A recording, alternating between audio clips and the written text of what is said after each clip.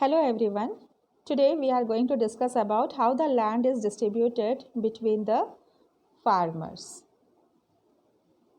See, in the series of our study, the story of village Palampur, you must have realized by now that how important the land is for farming. Not all the people engaged in agriculture have sufficient land for cultivation.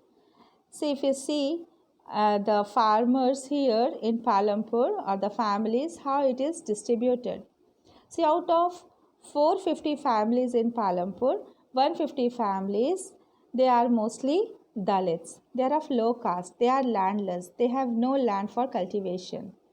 And their living condition is also very poor. So they work on the fields of other large farmers. 240 families, they are of small farmers who cultivate 2 hectares of land. The size of the land is also very small. Cultivation in such plot doesn't bring adequate income to the farmer's family. So these people, they actually whatever the produce they get it from their farm, they distribute among themselves and they cannot able to fetch good amount from it. And remaining 60 families, they belongs to medium and large farmers. Comparatively, they have large plots above 2 hectares and extending over 10 hectares or more their farm, their land. And they are landowners actually. They lead a good life so they can able to save money even for their future needs. And they engage landless people in their land. They hire the workers.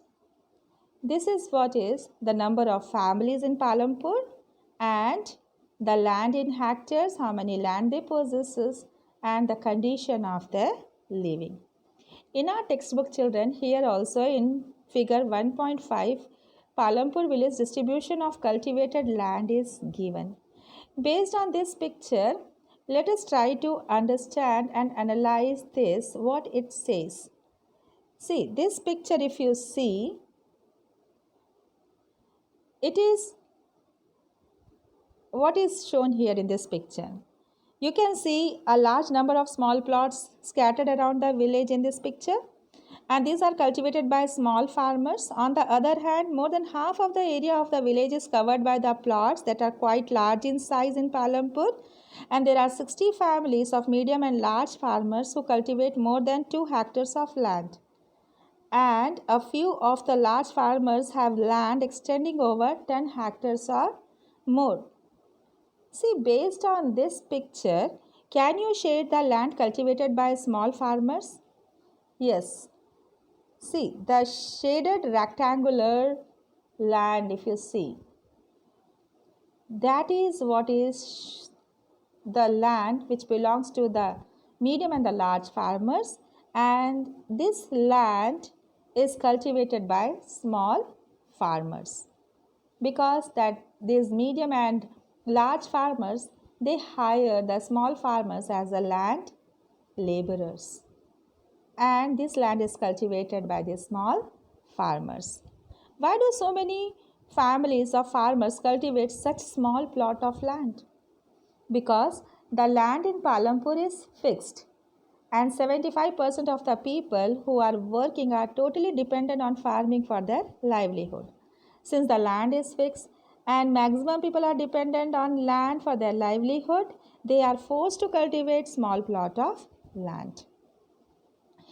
That is how the land is distributed.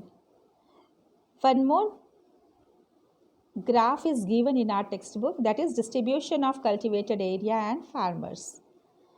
Now let us try to study this graph also.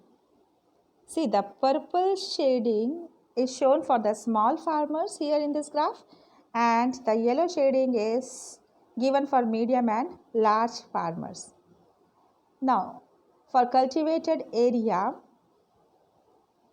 that is the land, 36% of small farmers,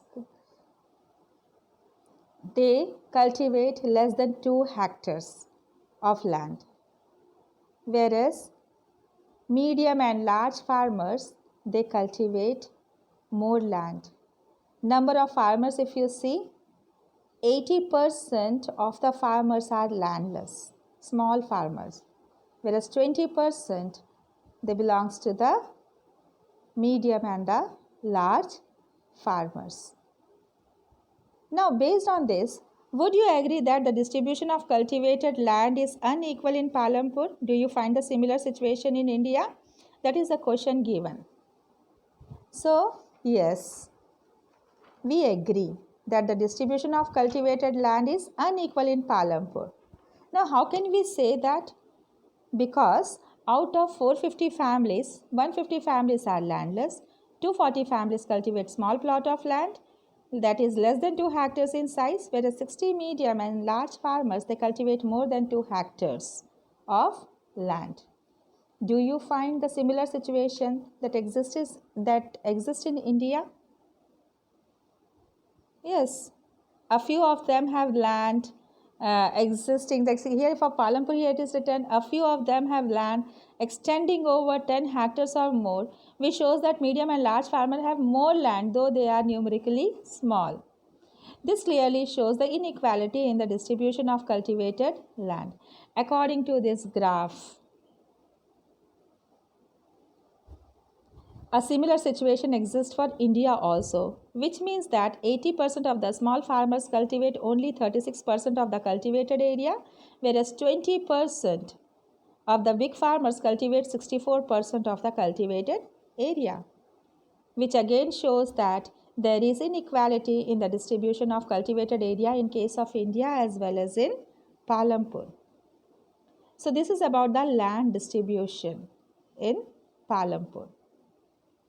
Most of the land belongs to the large and medium farmers, and they hire the small farmers as a farm laborers. So now let us understand the second part of our chapter, that who will provide labor. We all now know that after land, labor is the next necessary factor for production. Farming requires a great deal of hard work.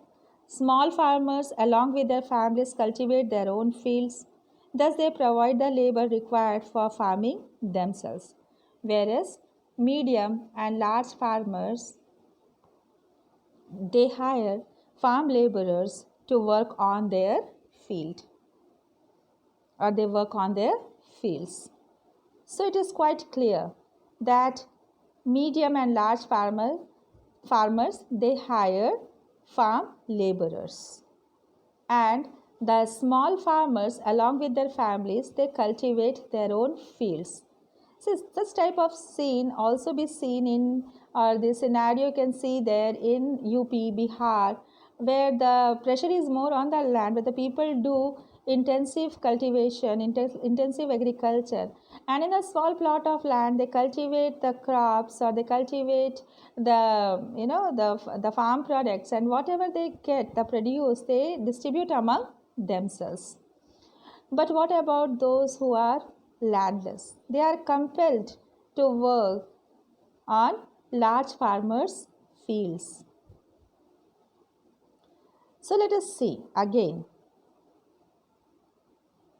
These farm laborers, what I am telling you about, they comes either from landless families or the families cultivating small plot of land. They do not have even right over the crops what they grow on the land. They are paid workers by the farmers whom they work. Their wages can be in cash or can be in kind, depending upon the large farmers, how they are paying them. The wages vary widely from region to region and from crops to crops. There are also wide variation in the duration of employment. It all depends upon large farmers, whether they are employing the small farmers for harvesting, for threshing, or for whole agricultural activity. Now, even in this picture, the agricultural activity is given in this picture. Now, here, even one question is given, identify the work being done on the field in the picture 1.6 and arrange them in a proper sequence. See, based on this picture, we can arrange it. See, I try to arrange, that is plowing by bullock is the first activity. After plowing by bullock, sowing is the second activity. Spraying of insecticide is the third activity. Cultivation by traditional method or cultivation by modern method, that is the fourth and the fifth activity. And after that, cutting of crops. You also try to do it, try to understand this picture. You can able to understand even how many types of agricultural activity is performed on the land. See, in our textbook again, if you see, one more picture is given here. There's a conversation going on between the two farmers who are working there in Palampur, between Dala and Ramkali. The conversation between Dala and Ramkali. Go through it, read it, then you will try to understand that why are farm laborers like Dala and Ramkali, they are poor. You will also able to understand why do the workers or the peoples, they migrate. And you can also imagine that why do they migrate to different places and what type of work usually they do. See, based on this reading, the conversation between Dala and Ramkali, there are two questions asked to us. Why are farm laborers like Dala and Ramkali, they are poor? Dala and Ramkali are landless farm laborers who work on daily wages in Palampur. Though minimum wages for farm laborers set by the government is 60 per day, they get only 35 to 40 rupees. There is a variation of 20 to 25 rupees. Try to see, try to understand this. There is a heavy competition for the work among the farm laborers in Palampur. So people agree to work even in the low wages. They remain out of the work for most part of the years and have to take loans from moneylenders to fulfill their needs. Even the seasonal unemployment is seen. They remain poor and unable to repay the loan, and also they fall into a debt trap. This type of situation exists even in India. See, the poor farmers, they unable to repay the loan, they take the loan and they unable to repay the loan, and then they fall into the debt trap, and after that their condition become more poorer. The second question asked here is that out of the total 850 household in the two villages, there are more than 250 men who are unemployed in rural Punjab, Haryana, or in Delhi, Mumbai, Surat, Hyderabad, or Nagpur. Such migration is common in most villages across India. Why do people migrate? Now, mostly people migrate in search of employment or better job opportunities to the cities like Mumbai, Delhi, etc., or to the agricultural region like Punjab, Haryana, to work as farm laborer.